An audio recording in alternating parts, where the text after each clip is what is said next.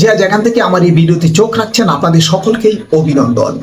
আজ আমি দেশ বিদেশের সকল প্রকার গরু, মহিষ, ছাগল, ভেড়া সহ অন্যান্য গবাদি পশু বিক্রয়কারী, বিক্রেতা ও ব্যবসায়ীদের উদ্দেশ্যে কিছু কথা বলতে বাধ্য হচ্ছি। আপনারা ব্যবসাকে বৈধ পন্থা হিসেবে বেছে নিন, মানবিক দিক মাথায় রাখুন।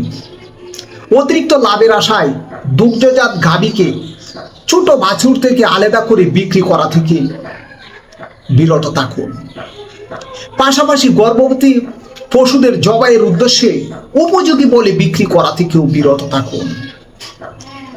দেখুন, সারা দেশে নেই কিশোরগঞ্জের নিকলিতে দুধের গাভী থেকে পাইকাররা ছোট দুটো বাছুরকে আলাদা করে ক্রেতাদের কাছে বিক্রি করার পরে টেনে নিয়ে যাওয়ার মুহূর্তে বাছুরগুলোর ডাক চিৎকারের অবাক করা একটি করুণ দৃশ্য। এ নিয়ে সংক্ষিপ্ত পরিসরে দেখুন আমার ভিডিও চিত্রে। এই ছোট ছোট বাছুর দুটো কত দাঁড়ছে কত দাঁড়ছে ওই তো ইসা না হাই রে কি কাজটা করছো বলছেন ছবি তুলে করে দেন এই বাচ্চা দুইটা পুরো দুধ খাওয়ার সময় না ভাই। কটা গরু পালেন? এই দুইটা গরু পালে কি লাভবান? লাভবান হইতো।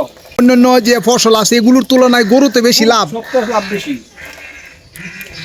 এই গরুর বাছুর কেটা? না, এটা তো বাছুর, এটা না, এটা আরেক বাছুর।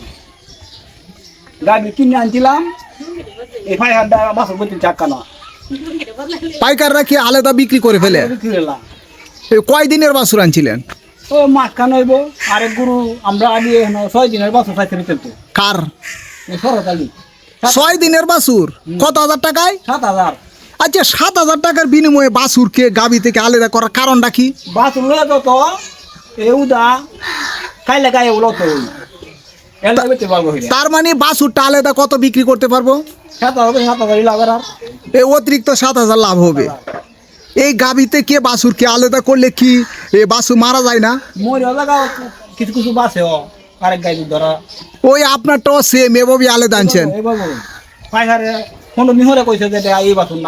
আচ্ছা, কত করে বিক্রি করেন? 70 টাকা। 70 টাকা করে।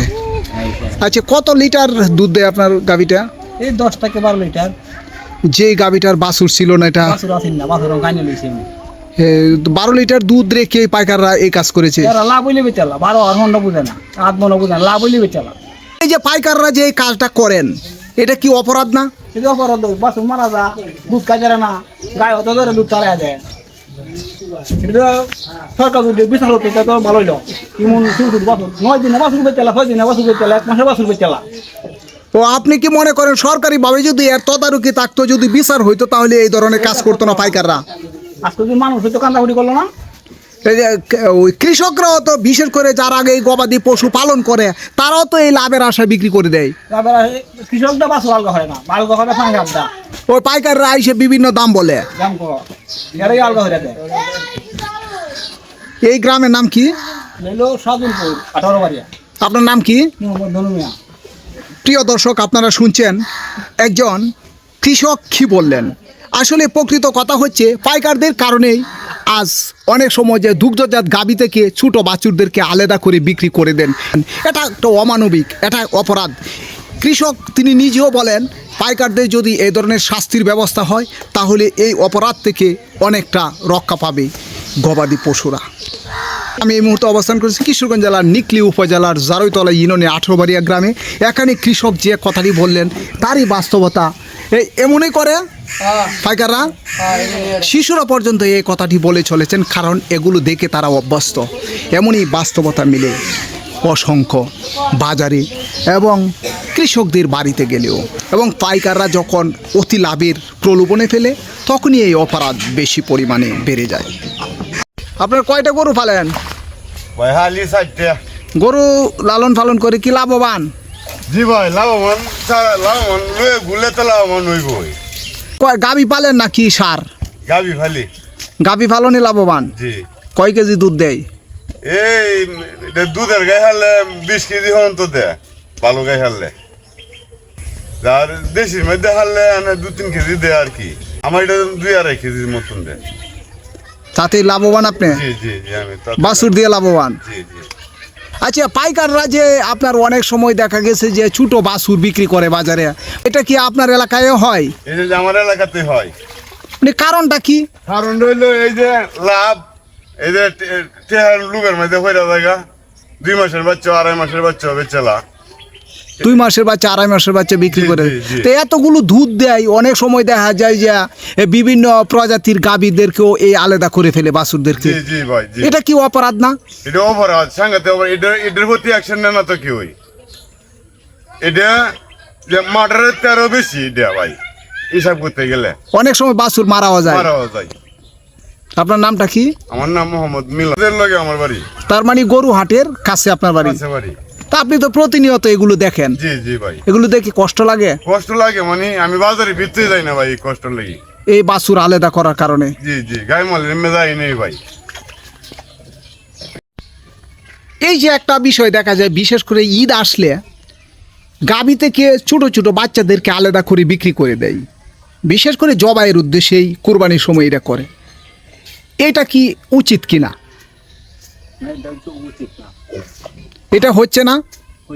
এর কারণ কি? কারা করে এটা? ব্যাপারীরা। ব্যাপারে এটা করার কারণটা কি? কারণ হচ্ছে আর স্বার্থ আছে, কেমন স্বার্থ? গাভীর থেকে বাছুর আলগা করে বেচতারে, গাভী বেচলে লাভ বেশি হ, বাছুর আলগা বেচলে লাভ বেশি হ। ও এই কারণে এটা করে, এই কারণে এই কারণেই করে মূলত। এই কারণে আচ্ছা, বাজারে কেন আপনার এই বাছুর এবং গাভী আলাদা করে বিক্রি করে দুধ টাকা সত্ত্বেও? 5 লিটার 10 লিটার দুধ টাকা সত্ত্বেও বেকারিরা আলগা করে বেচলে এরা টাকা পয়সা অনেকটা লাভ পায়, এই লাভের আশায়। লাভের আশায় তারা এগুলো কাজ করে। তো এই যে বাছুরগুলোকে আলাদা করে, এটা কি বাছুর মারা যায় না অনেক সময়? মারা যায়, কষ্ট হলে মা ও বেমরা বাস ও বেমরা, এটা তো একটা পাপ। বেড়ে কয়েক টাকার জন্য লাভের জন্য এগুলো কাজ করে।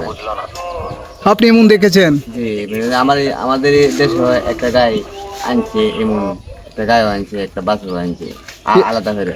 আলাদা করে কয় লিটার দুধ দেয় গাভীটা? এটা 10 লিটার 12 লিটার। ওই পাড়াতেই? জি, বেড়াতে। কোন জায়গায় এটার বেশি পাওয়া যায়?